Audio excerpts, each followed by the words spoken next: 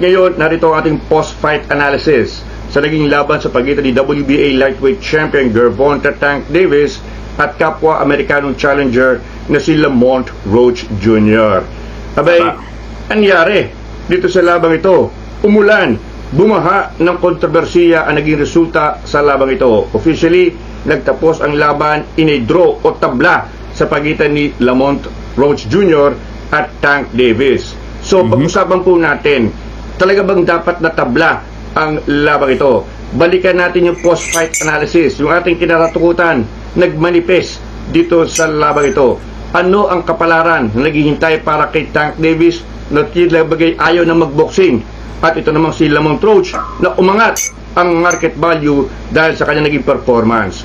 Lahat ng ito, pag-uusapan, hihimayin natin dito lamang sa Boxer Shorts. Yun.